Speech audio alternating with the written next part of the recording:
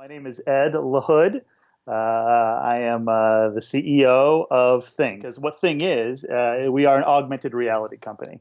And a lot of people these days are hearing about virtual reality and augmented reality. And those terms get thrown around a lot, and they're kind of buzzy these days. And a lot of folks may not really kind of fully understand what they mean. And so I can very quickly explain, and that can kind of lead us into what Thyng is. As I said, Thyng is an augmented reality company, and people hear VR and AR, virtual reality, augmented reality a lot. Virtual reality, which is not what we're necessarily doing, but virtual reality to begin with is the ability to create a 3D computer-generated environment that completely surrounds you, which is very cool. And typically people see virtual reality in the context of users wearing head-mounted displays or devices that allow them to experience these fully occluded, full 360 computer-generated environments. And that's really cool. And that virtual reality is great for games, maybe some medical applications where you want to overcome a fear of heights. And it's really great technology, tons of useful applications. What we're doing is something similar but different called augmented reality. And augmented reality is the ability to continue to see the real world around you, but have a computer-generated experience overlaid on top of that view of the real world so that I can be working at my office. I can be walking through the park. I can be shopping at a retail store. But an augmented reality experience allows my real world experience to basically be augmented. So if I'm looking at a specific product, I might be able to see information about that product, pricing, the latest coupons, recipes, all that kind of thing. Or if I'm walking through the park and see a statue, I may be able to see information about that statue, when it was built, who's in it, what's the history. So the ability for augmented reality to have an impact on our daily lives is really amazing because from the technology perspective, from the marketing perspective, you really have this ability to change almost the way you do everything. And so that's what we're doing at Thyng is we're developing an augmented reality platform that runs as an app on iOS devices and on Android devices so people can use their everyday devices to do augmented reality. And with our platform, the thing that's really cool is that it allows consumers and companies to easily create their own augmented reality experiences and then share those experiences with others. So where augmented reality used to be kind of this, very kind of obviously high-tech, hard thing to do, we're trying to make it very easy to do for both consumers and for companies. Is Thyng B2B, B2C, or both? Right on, Jeremy. Great question. It's actually both. And so we're doing a lot of things really to cater to both market segments. On the B2B side, we're doing a lot to work with brands and to make it easy for brands to use augmented reality as a communications medium to communicate with their consumers. So a brand can put messages on a cereal box or messages on their product that may be marketing messages or recipes or how to build something right on their product.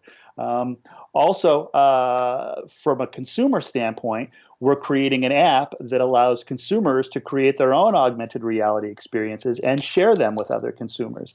And we really see these two market segments, both B2B and B2C, as being symbiotic in the sense that the more users on the B2C side that are embracing augmented reality and using augmented reality, and the more that behavior becomes mainstream, the more it becomes interesting to businesses on the B2B side. And then conversely, on the B2B side, the more businesses that are doing it, that are creating experiences in augmented reality for their consumers to partake in, then that will drive kind of more consumer interest. So we really see the two sides as driving each other. I'm teaching a new course this semester on media entrepreneurship, and the book we're using starts out talking about business model innovation, product innovation, and process innovation. How would Thyng respond to those three issues? Yeah, absolutely. And there's obviously a lot of opportunity for innovation in all of those areas with augmented reality in general, but with Thyng specifically in a lot of ways. I mean, we can start with product innovation, I mean, obviously there's an insane amount of opportunity to, create products that come to life with augmented reality, where the products themselves carry information with them that they wouldn't normally have created, right? So that when buy a product from IKEA that you have to put together, you can look at it and it can tell you how to put it together, right? But also that product on the sales side, gosh, before you even buy the product, I want to see what that product looks like in my house. I want to see how it fits in with my existing furniture. Will it fit in my room? Will it fit in that corner? So the entire sales process and the entire business model process of how you sell products and how consumers buy products can start to change, because that experience can happen like it never could before. So if I'm looking at a cabinet or a couch or a shelf, I can actually now, through augmented reality, take that item, set it in my house or in my apartment, move it around, put it exactly where I want to put it, change its color, whatever, see if it fits, see if it works, and then if I like it, tap on it and buy it. So the whole idea that the business model of possibly every industry that you can name can be changed now, because you have, through augmented reality, the ability to interact with products on your own terms, interact with products in your own house that you never could before. And one of the interesting things is, and I can kind of slip this in here just to kind of clarify, we actually support two kinds of augmented reality with Thyng, and they're kind of the two big kinds of augmented reality right now, and we're one of the only companies that are supporting both. And I'll tell you what they are, because they kind of help drive this discussion quite a bit. The first kind of augmented reality that we support, we call target-based augmented reality. What target-based augmented reality is the ability to use your device to look at a specific product. Maybe it's a box of cereal, or maybe it's somebody's business card, or maybe it's a sign that's on the wall at a restaurant, or maybe it's a menu at a restaurant. And when you look at that item triggers an augmented reality experience that may happen on top of that item. So it may be a video that plays, it may be a 3D object, a 3D person that pops up and starts telling you something. The idea is, with that target-based augmented reality, you have the ability to bring as a physical product to life and give you more information about that physical product that helps you either drive a sale or put it together or make a recipe with that product. So we call that target-based augmented reality. The second type of augmented reality that we support is something, also very cool. It's called surface-based augmented reality. And surface-based augmented reality allows you to recognize kind of any surface in the real world. Maybe it's your desktop, maybe it's the floor, maybe it's the ceiling, a countertop, and put something on that surface. And that is remarkable, because when you do that, you're actually creating augmented reality objects around you in real space. And that allows you to have your space tell a story. So where target-based augmented reality is all about products telling you their story, surface-based augmented reality is all about everything around you can come to life and tell you something and become interactive, so that you can live in this immersive world. So very quickly, in this model of furniture, for example, before I purchase a piece of furniture, maybe I can use surface-based augmented reality to put it in my house or apartment, place it where I want, position it, check its color, check its size, see if I really like it, double tap on it, and buy it. Then after I've purchased it, I've got this furniture. Let's say it's something I need to put together. When the product comes, I can actually use my target-based augmented reality to look at that product and then have a video pop up that shows me how to put it together, or have kind of a 3D set of assembly instructions come up right in front of me that really shows me how to assemble it. So in that case, I've used the technology, augmented reality, to both assess and purchase the product, but also assemble the product. So I noticed on your website that people are coming in and getting their full body scanned for the system. So is that surface-based in the sense that we could have a little Jeremy on the table telling you something about the UNO School of Communication? Jeremy, that's exactly right. So one of the services that we're offering now is a real neat service called Thyng Me, where folks can come into our office and we have a big human 3D scanner set up that in a quarter of a second can make a perfect scan of anyone. And the way that works is once that scan is made, that 3D model of Jeremy becomes available in the Thing app within your My Thing section of the Thing app. So if you download the Thing app and you log in, you create an account and log in, and you go to your My Things, you will see your scan of Jeremy. And then what's amazing is that you can use the surface-based augmented reality that we enable to take that Jeremy, that virtual 3D Jeremy, put him on your desk next to you, put him on the floor, life size next to you, uh, or go outside and you can make a huge virtual Jeremy the size of a building. That's And scary. but scary but fun. Now, what's also neat with that same 3D model, we can do both surface-based and target-based augmented reality, so that of course, with surface-based, you could put virtual Jeremy anywhere you can imagine. With target-based augmented reality, we can use that same content and light and activate your business card. So if someone downloads the Thing app and scans your business card, 3D virtual Jeremy pops up and maybe starts talking about the school and everything that's going on. Well, this is fun, and I think that's one of the things that comes out from looking at your website, that this is a really fun, exciting area to get passionate about. That's exactly right. And I mean, obviously, we like to have fun, and a lot of our customers, both consumer and business, no matter how serious they are, they all like to have fun, and they realize that their customers like to have fun, and that spirit and that fun kind of drives a level of engagement, which is really kind of unique to this technology. So that whether you're a customer who wants to get people to buy more of your product, or whether you're a consumer that wants to come up with fun experiences to post on social media, the idea of having this air of fun that surrounds this technology really makes it engaging and really makes it kind of something that people latch onto and want to get involved with. What is it about Chicago right now that this kind of Silicon Prairie idea is taking off there?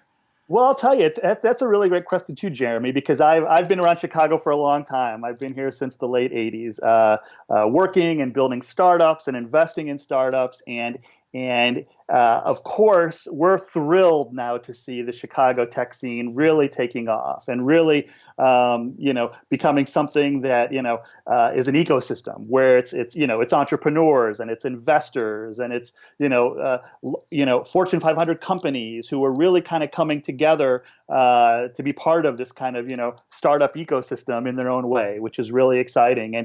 And so we've been fortunate to kind of see this evolve, and we've seen kind of a lot of catalysts. We've always felt Chicago had this great potential, but it's really kind of probably in the last 8 to 10 years that there's been a variety of catalysts that have come together to make it happen.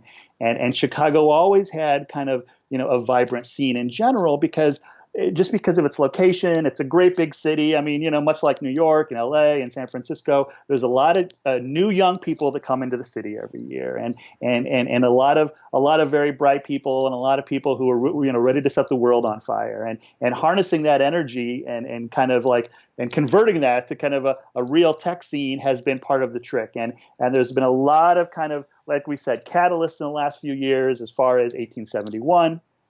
And as far as 1871 spawned or kind of drove the creation of a lot of other types of incubators and the like, and that's brought additional investors, which has brought interested kind of medium and large companies who are looking at these startups for new ideas, which has brought more people, which has brought more investment, and the whole ecosystem has kind of evolved. So it's been exciting to watch, and I think, like you said, I mean, it's something that it's great that it's happened. We're anxious to see how it continues to grow, and I think it's been a combination of historical kind of dynamics that have always been part of Chicago, and this kind of new attitude, new influx of ecosystem and coming together of all these different communities that 1871 and a lot of the other kind of catalysts that have formed have kind of helped drive. My impression is that Mayor Rahm Emanuel gets this, what's happening. Does that help?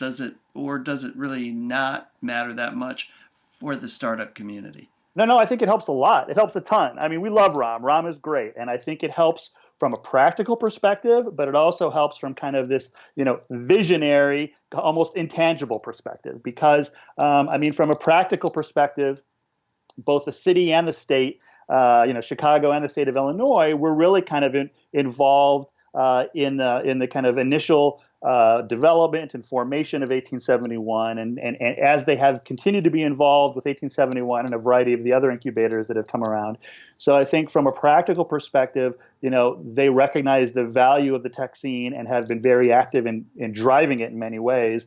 But also from a vision perspective, they want Chicago to be as great of a city as it can be, and they realize that everything they say and everything they do can help kind of position that from multiple levels. And so I think that vision has really encouraged a lot of the entrepreneurship that's going on in the city also. But my current project is about social media measurement and management. And I'm really interested in, on the backside of your app, it seems like there would be some exciting opportunities for data and analytics. Yeah, absolutely, Jeremy. There really are. And one of the cool things that we do with our app is that everything with our app goes through the cloud, first of all. So what that means from kind of a augmented reality perspective, what that means is that whenever you look at a product to see an experience on that, when you look at that piece of furniture you just bought to see how to put it together, all of that is stored in the cloud, meaning the furniture, the box that we recognize, and the experience that gets delivered that shows you how to put together all comes from the cloud. So that means a couple of really interesting things. It means that those experiences can be changed dynamically as the brand or the consumer would like. But it also means that personalized data. That's right. So it can be personalized. So when you look at a product to activate it, you can see something different than someone else may see based on your geographic location, based on maybe what your personal preferences are. Similarly, on our surfaces side, if you're looking at furniture or you're browsing through some artwork, you may see something different than someone else sees just because you have previously, preferred something else.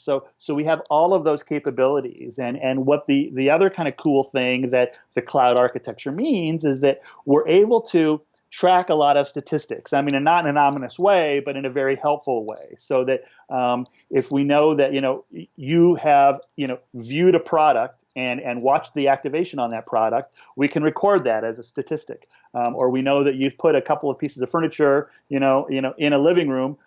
We can record that at a generic level and record it as a statistic. So for tracking purposes for brands, or for kind of generic tracking purposes to help your experience, there's a lot of interesting things we can do because of this cloud-based architecture that on the data side provides analytics that can be helpful both kind of, in the short term and the midterm. I'm hearing what you're saying is branded experience, views, clicks, potential conversions to websites that sell you products, right? That's exactly right. I mean, I think obviously this technology, as many other technologies, I think what's going to help really drive it in the marketplace is the ability to use it for real commerce and for real business and for to drive real value both for consumers and for brands. And so a lot of those types of fundamental metrics and fundamental capabilities that folks are brands are maybe used to on the conventional advertising side, we're able to bring a lot of that into the augmented reality realm. How will this morph, if at all, into what we currently think of cutting-edge social media through Instagram and Snapchat, for example? Well, I'll tell you, Jeremy, there's that's another half-hour discussion unto itself. But what's really interesting is, there are a lot of ways that we see augmented reality integrating with social media, both in the short term and the long term. And of course, in the short term, there are some really kind of cool, neat things that users can do today to integrate AR and social media. For example, if you create a really cool augmented reality scene in your house, maybe you just laid it out with new furniture, maybe you have scans of 3D scans of Jeremy and all your friends in your house and multiple copies, and you've created this virtual party and you want to take a picture of it or video of it and share that on Twitter or Facebook or Instagram or Snapchat, you can do that. And so there's a Cool. lot of opportunity now to kind of take these experiences that you've created and share them via the conventional kind of current social media platforms. But we see a lot of interesting ways down the road where augmented reality will be able to kind of even close that gap even more. So that, as you can imagine, social media is something that brings people together. It may very well be that you're able to, through augmented reality, kind of virtually be in the same room with other people and converse virtually, not just through Snapchat or not just by Skype, but in the same augmented reality space together. Yeah, I mean, I'm thinking about what I see with Bitmoji and your body scan being a more Yep. sophisticated version of that. But then, based on what you just said, I also think about the early experiences with Second Life and those kinds of virtual spaces that maybe that vision starts to become reality with your tool. Well, that's where we see it going, and it's really interesting because when you start to take everything that you just said and extrapolate it out just a little bit further. I mean, when you talk about something like Second Life, it was really great to see kind of your avatar on the computer screen with other people's avatars. That's really cool. How about taking it, just another step or two steps further where it's not just your avatar in the screen with another person's avatar, it's your real self in your real space with other people's real selves. And when you start to kind of imagine it that way, you can start to see this, all new perspective of communications and how AR can start to impact that. Does part of your business involve patents that technology that you could ultimately license to a company like Skype later? Yeah, absolutely. I mean, that's kind of a big part of kind of what we're doing kind of on an ongoing basis. Is obviously we're coming up with new ideas every day, and translating that into intellectual property is a big part of the things that we're doing these days. Is there any challenge? This is such a hot area. It's one of those areas that everybody's talking about. Is there any challenge in the sense that this might become such a crowded space that everybody wants to be in? Well, I'll tell you, we see that kind of as a good thing, not as a bad thing. I mean, because obviously we've been doing this for a long time, and we think we have a lot of great ideas and understanding and vision for where this is going, and we're actually very excited about it becoming a very crowded space and having everyone jump in, because we think even when that happens, first of all, we think it starts to kind of unveil the ultimate destiny of what it should have, of what it should be. So kind of like a rising tide lifts all ships. We think when that happens, that's a good thing, because the mainstreamization of the technology is what we're all working for. And when that happens, we feel that we have both kind of on the technology side and on the vision side, a lot to bring to this marketplace that mass market can enjoy. So we don't see it as a concern. We see it as an opportunity. I want to show this Thursday night to my entrepreneurship students. Could you give them a sense of, I know you talked a little bit about your path as an entrepreneur, but how you got into this space and what is important for them to learn to become entrepreneurs if that's what they want to do? Sure, Jeremy, Um, I'll tell you very quickly. I've been involved in the space for quite a while, and the first thing I would say, the first words of wisdom I would say is do something that you love, because when you do something that you love, you're going to give it 120% of your effort all of the time. You're always going to be thinking about it. You're going to be dreaming about it. You're going to be doing things that you never imagined because you've given it that extra amount of effort. And obviously, once you've found that passion and you're pursuing it, working super hard is the other kind of piece of the ingredients, because there's going to be other people out there who are also working hard. So you've got to work even harder. And my background, just to tell you very quickly, we mentioned virtual reality and augmented reality and how they're really kind of great buzzwords now, and everybody's hearing about it. especially since Facebook's acquisition of Oculus a few years back for 2 to 3 billion, and that really kind of put VR back on the map. But what a lot of people may not realize is that virtual reality has been around for a long time. And I was very fortunate to be involved in this in a very early first wave of virtual reality back in 1991. I started one of the first virtual reality companies back in 1991. It was called Vream, spelled like the word dream, but with a V. And we were fortunate. We built a complete virtual reality platform that was running on a PC. We raised a bunch of venture capital, and our company was acquired in 1996.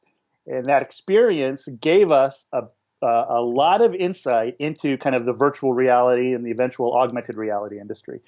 And so it's technology that we've been excited about and that we've been tracking for years. And so when we started Thyng to focus on augmented reality a few years back, it's something that we were familiar with. It's something that we really loved, and it was a way for us to continue following our passion, which is, I think, one of the biggest drivers in getting started as an entrepreneur, to do something that you're super excited about and that you really love.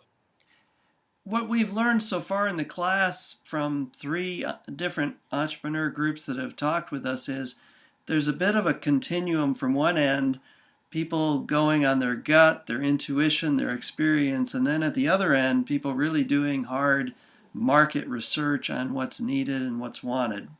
What would you say about that? I'll tell you, I think you've got to go somewhere in the middle.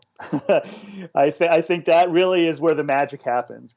I think, if you get too far to either one side, you run a risk. Too far onto the side of, dreaming and whimsy, you run the risk of not being, realistic enough. Too far on the side of analytics and market studies and market research, you run the risk of, not being imaginative enough. So I think you really have to be in the middle, and that being in the middle, involves, not just, luck and whimsy, but in itself involves research and historical experience and understanding of what's going on in the marketplace, but also what's going on, on the various technology fronts of what you're interested in. So I think I would say for anyone who is interested in starting, doing a startup in the technology space, it's great to follow your passion, but it's also great to, have a good understanding, a solid understanding of, the current capabilities of, the technology, what's going on in the market, what competitors are out there. So you have to kind of weigh a little bit of both.